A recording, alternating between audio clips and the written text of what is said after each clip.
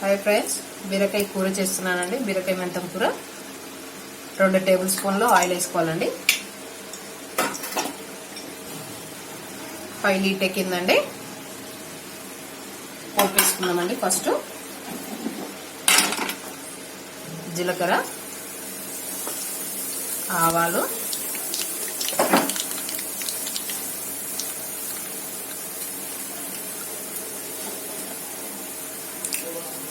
ఎండుమిర్చి ఫ్రెండ్స్,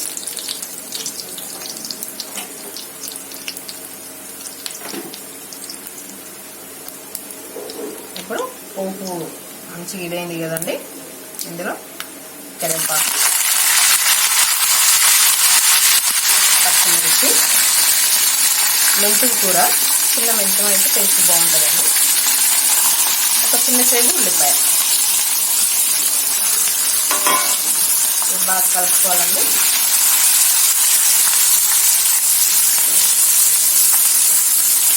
బాగా కలపాలండి. ఉల్లిపాయ అనేది మెత్తగా ఇవ్వాల.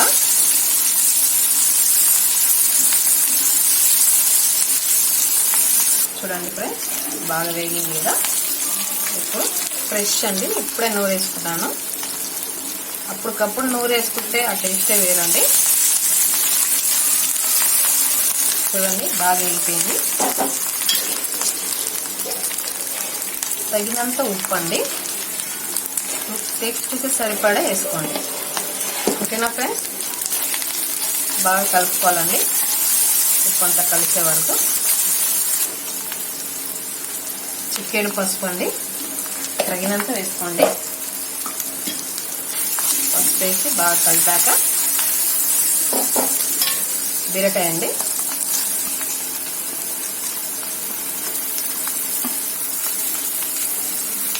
బీరకాయ బాగా కలపాలండి.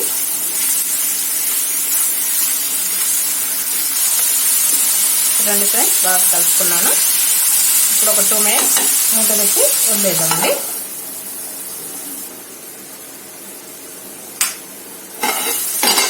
చూడండి ఫ్రెండ్స్, 2 మినిట్స్ అయిపోయింది కదండి.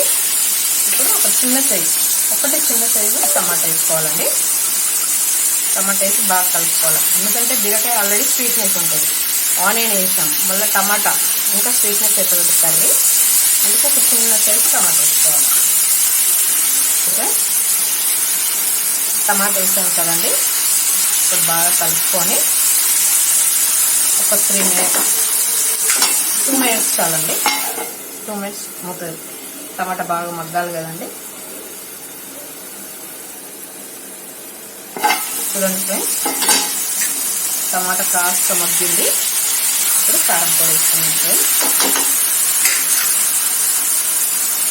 1 స్పూన్ కారం పొడి అండి, సరిపడా.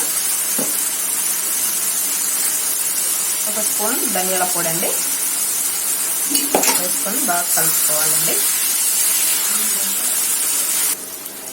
చూడండి ఫ్రెండ్స్, కారం ధనియాల పొడి వేసుకొని బాగా కలుపుకున్నాం కదండి. ఇప్పుడు ఒక 2 మినిట్స్ సిమ్లో పెట్టుకొని దీన్ని అలా వదిలేసామనుకో కూర రెడీ అయిపోతుందండి. ఇది ఇప్పుడు మూత పెట్టేసుకున్నాం ఫ్రెండ్స్.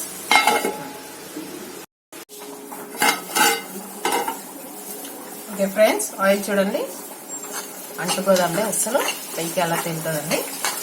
కొత్తిమీర వేసేసుకున్నామండి. కొత్తిమీర వేసుకొని స్టవ్ కట్టేద్దామండి. ఓకేనా ఫ్రెండ్స్, లైక్ చేయండి, షేర్ చేయండి, వీలైతే కామెంట్ చేయండి, సబ్స్క్రైబ్ చేసుకోండి.